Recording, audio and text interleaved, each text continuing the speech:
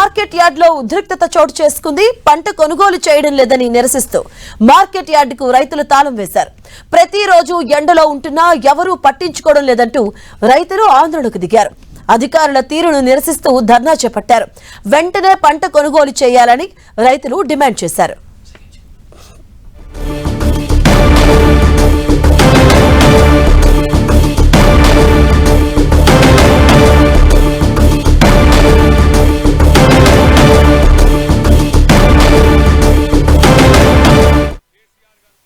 మార్క్ఫెడ్ వాళ్ళు ఇక్కడ కొనుగోలు కేంద్రం ఏర్పాటు చేసి 40 రోజులు దాటింది.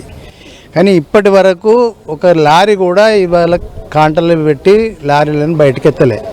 అది ఏమవుతుందంటే ప్రైవేటు ట్రేడర్లకు కొమ్ము కాసుకుంటూ ప్రైవేట్ ట్రేడర్లది అమ్మాలలోకి కుమ్ముక్కై వాళ్ళే కాంటలు పెడతారు, వాళ్ళే లోడ్ చేస్తారు. కానీ మార్క్ఫెడ్ వాళ్ళు బండ్లు తెప్పిస్తలేరు, కాంటలు పెట్టిస్తలేరు.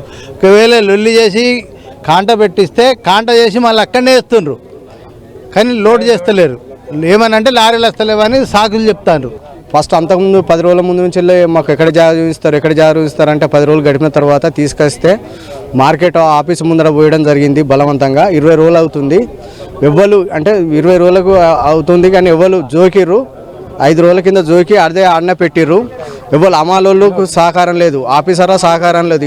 బత్తాలలో ఎత్తినాక కాంట అయినాక 10 రోజుల వరకు అవి ఏమవుతాయి, ఎండకు ఉండి తేమ శాతం తగ్గిపోయి బరువు తగ్గు వస్తుంది. అట్లా అయినా కూడా మళ్ళీ రైతులే భరించుకోవాలి.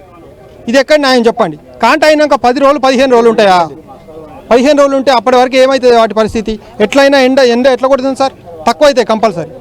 దీనివల్ల అసలు ఈ పట్టించుకునే లేదు సార్. ఈ బస్తాలు కొనుకొచ్చుకుంటాను సార్ రైతులు. ఇప్పుడు పెట్టుబడి పెట్టి ఇప్పటిదాకా పైసలు వస్తాయని ఆశపడుకుంటుంటాం. ఇప్పుడు కూడా మళ్ళీ సుతీరు కొనుకొచ్చుకోవాలి, బారదాన్ని కొనుకొచ్చుకోవాలి. ఇటు కాంట అయితే లారీకి పైసలు అన్లోడ్ అయితే మేము ఇవ్వాలా సార్?